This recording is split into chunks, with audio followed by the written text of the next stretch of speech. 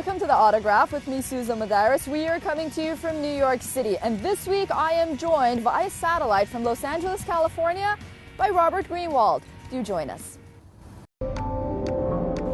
Robert Greenwald is a producer, director, and political activist. Greenwald's films have garnered 25 Emmy nominations, 2 Golden Globe nominations, the Peabody Award, and the Robert Wood Johnson Award. He was awarded the 2002 Producer of the Year Award by the American Film Institute. The issues that we focus on at Brave New Films and Brave New Foundation are really the most fundamental issues. Our job is to connect the dots, to help people understand the system. So we focus on economic disparity, we focus on war and peace issues, and we focus on issues of racism and racial aspects that affect our society. Greenwald is the founder and president of Brave New Films, a media company that uses moving images to educate, influence, and empower viewers to take action around issues that matter. Greenwald is director of Rethink Afghanistan, a groundbreaking documentary that was released online in real time. The film features experts from Afghanistan, Pakistan, and the U.S. discussing America's flawed strategy in Afghanistan. Simply sending more U.S. troops to Afghanistan will not solve the problem. People talk about troops. Well, we should really be talking about what's their strategy. How is this going to benefit the local Afghan? The possibility of casualties can create more enemies or insurgents.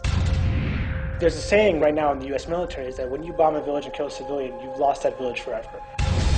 There's only one way to win a counterinsurgency, and that is to bring the population over to your side. Today we are losing the battle of the hearts and minds. What we are witnessing is a regional and local nationalist opposition to American and Western military control. Each warlord in each district, in each province, he has his own country. We are sending hundreds of thousands of people into these countries who do not share the religion, who do not understand the culture. I'm joined by Robert Greenwald from Los Angeles, California.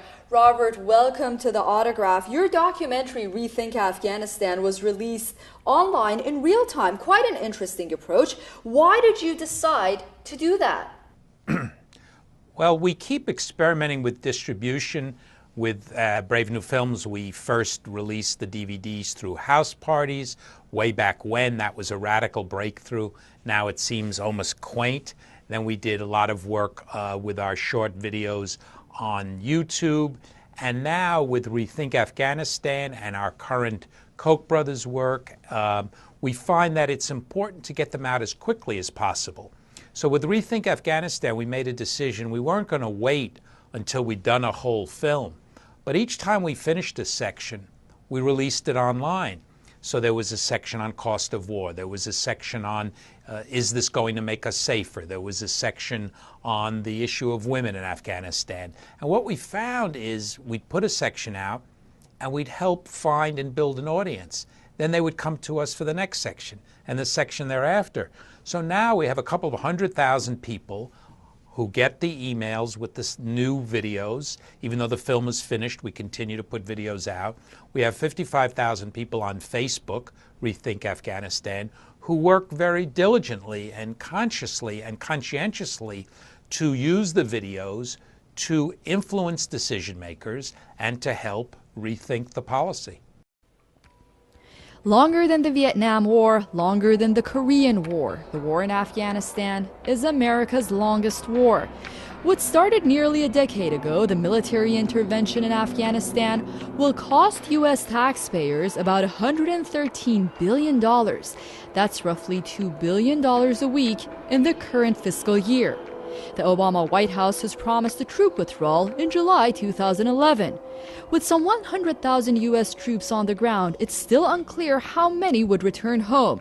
And with the announcement in May that America officially hit its debt ceiling, will the war in Afghanistan once again prove to be the graveyard for another empire?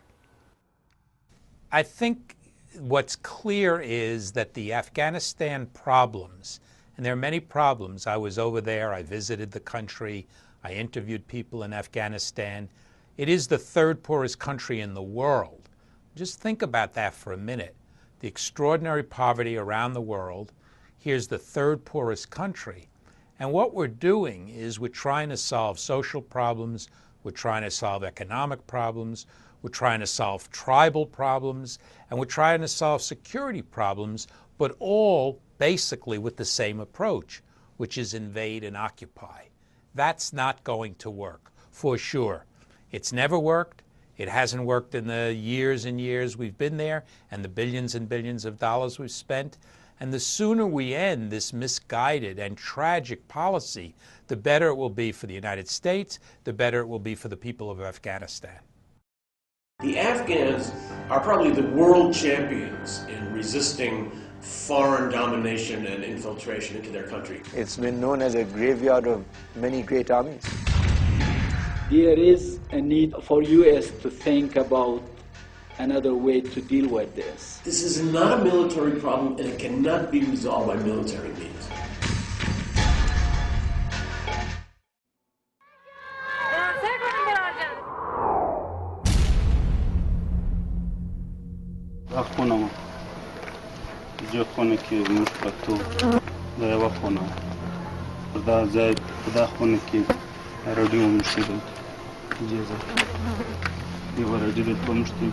یو پرغځاو مشکل بل پرغځاو دا برنده و دلیز دا دلیز پرغځا بیا اشپزخانه و دلنچه و غسلخانې وې څاو ګرده بس ولاړه بس داسې د کسانو لپاره دغه زموږ کلی چې دي تقریبا 2.5 کوره دي که 2 کوره لا پکښې دي کوم اسرائیل دي کوم باغونه دي ټوله کنډوالي دي افغانان هم را سره ستا پښې هم پرېږدي ستا لاسونه هم پرېږدي ستا شهیدان هم ستا وروره شهید زموږ سره ستا خو دغسې سوی دی خو دا جنګونه دي دا بمبار دي سرایونه راباندې نړېدلي دي دا یو ټک یو طالب یو ټک وکړي چې دلته یو ټک پر دغه ځای وکړي راسې وروره هلته بم شوی بس دغه ځای دا مومنان دي والا دا خو نه ور معلومېږي چې دلته څوک ستا هغه خو ولاړي خپل پر لار دلته دا مومنان والا پر لار دي در لوټو و در خاورو مګر اوس احتیاج یم هلته په وطن کې د بمبار د لاسه مړه وو او دلته چې سولو دلته مو په یخ وژنې دا ګوره دغه بمبار کې ټول کړي دي دغه اوس ګور دغه اوس خوري دلته ټول کړي دي خوري خو نسته شی نسته نو څه وکړو په دغه کچرو کې ټولې ډوډۍ د ټول کړي دلته وچ ټول کې قرار یې خوري. You know, a lot of parallels are drawn between Vietnam and Afghanistan in your documentary, one of them being failed policies. Why is it difficult for presidents to change course, and why does it still make sense to stay in a country that seems to be harming the United States economically and politically? Well, it doesn't make sense for us to be there militarily occupying this country. It doesn't make sense for us to be there for a series of reasons. And if you ask 100 people connected with the war, why are we there? You'll get 100 different answers, which leads to a fundamental problem right at the center of that policy, which is why. If it's about security and al-Qaeda, well, al-Qaeda is no longer there. Bin Laden is no longer an issue. The Taliban have never, ever been there. They do terrible things, but they've never been an organization committed to international issues or to taking out citizens of the United States elsewhere. It's a civil war. We're intervening in a civil war.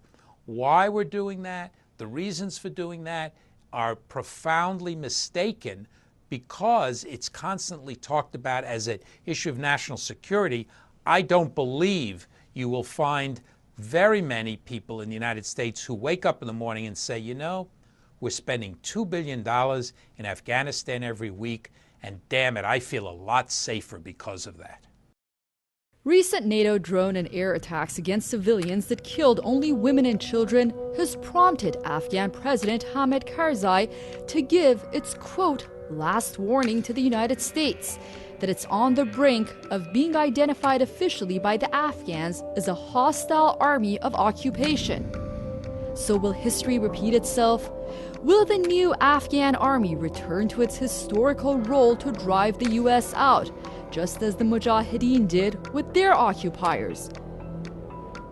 With Pakistan's complicated relations with the US, will they cooperate in the effort? And what about the Taliban? Pakistan is again a deeply troubled country. It's got an elite that controls the country, that is ripping off the United States literally for billions and billions of dollars. It's an elite that doesn't care about the populace. It's an elite that we, in a narrow-minded way, are supporting because we think that's going to be the solution to terrorism, and it's not. So the fundamentals here, and I don't mean to sound completely negative, but it is an awful situation. The fundamentals really need to be readdressed. What do we focus on when we talk about national security? How do we achieve that? And how are we going to deal with a country the size and problems of Pakistan, where for years we're now more unpopular than almost any country, because the populace has seen all of our money and all of our support go to a very narrow segment of that country. So the U.S. went into Afghanistan to capture or kill Osama bin Laden. He's now dead and somewhere at the bottom of the deep blue sea. However, just recently, a U.S. House of Representatives vote for a speedy withdrawal for Afghanistan was defeated by only 11 votes. What does it take to end the war? Well, the people of the United States are always ahead of the elected officials. It was true with Vietnam, it was true with Iraq, and it's true with Afghanistan. The public perception, the opinion polls were way, way in advance of the elected officials. And it's the same here. So what we say at Rethink Afghanistan, the Facebook page, the website, which is take action. Let your elected officials know. Make sure that you express your opinion about how it's not making us safer, it's costing us all this money, and we want the officials to do what they're supposed to do. Represent us, not worry about the military-industrial complex, not worry about some outmoded, old-fashioned ideas, and say, get out. You know, after the United States invaded Afghanistan, it pledged to start rebuilding and reconstruction efforts. Some argue that now that bin Laden is dead, well, the U.S. should stay there because it promised reconstruction and nation building. What about that? Well, we're not there rebuilding Afghanistan. Let's be very clear. We are there invading, occupying, militarizing Afghanistan. We are there putting most of the money into the 100,000 troops, to the 120,000 contractors, and it's about occupation. Now, if we took that $2 billion every week and we put it for schools, for jobs, for health care, it would be a different situation. But that's not the case. So given the fact that we're putting all of this money into militarizing the problem, it becomes important that we put pressure on the elected officials and say, no, that's not where we want our money going. That's not where we want our efforts going. And in fact, it's hurting the United States security. Every time you read about and hear about civilian casualties, what we are doing is recruiting and supporting the Taliban, because everyone, or almost everyone, who's had a relative killed becomes passionate, furious, understandably angry, and therefore available to people who want to do us bad. After a decade, nearly 1,500 American soldiers have been killed and more than 11,500 wounded in Afghanistan. Independent sources say the numbers are higher. Rethink Afghanistan brings to light how the people of the war-torn country have been affected.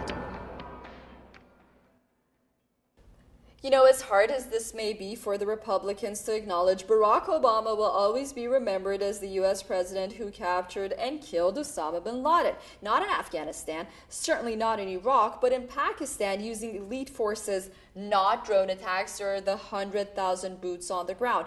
What does this say about U.S. military strategy and how these wars are fought at the end of the day? Well, it's a disastrous scenario. It's a scenario that does not have a solution for us in terms of the way we are pursuing it now. You cannot solve this problem with 100,000 troops and 120 or 130,000 contractors. It's not possible, and if you speak to military experts, they know that. So it's hard to fathom the reason that we continue to go down this road other than some concern about taking on the Pentagon or fighting the generals or really doing, as we call for, a rethinking, which is how do we make our country safer? And you know, I know you touch upon grassroots movements and the people's movements in voicing opposition to the wars, notably in Afghanistan, in Iraq. But what we're seeing with the war in Libya, you know, it seems that we've been accustomed and used to going to war with these countries. There hasn't really been that much of an opposition. What does it really take at the end of the day? No, I think you're right. We are used to being at war. And the Pentagon's done a brilliant job, by the way. It's done a brilliant job in a few ways.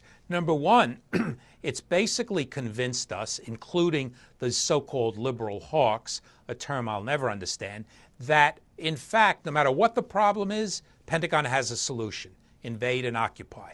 Now, if you look back at the last 5, 10, 15 years, virtually every single one of those invade and occupies have not turned out very well. But somehow, because they keep convincing us over and over again that, in fact, that is a solution of some kind.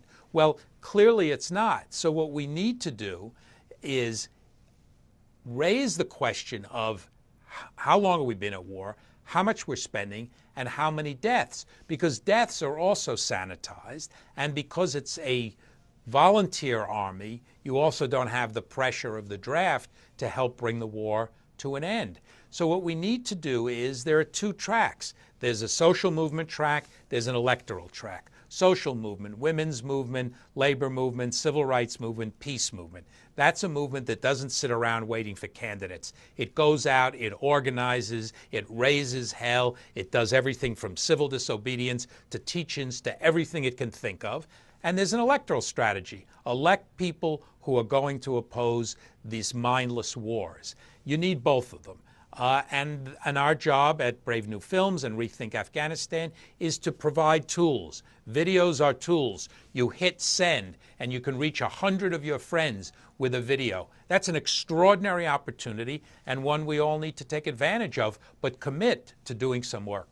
And you know, I want to wrap up with a recent comment made by former U.S. Secretary of Defense Donald Rumsfeld, saying that every administration builds on the one before. The Obama administration benefits from the efforts post 9/11 that went into those capabilities in capturing bin Laden.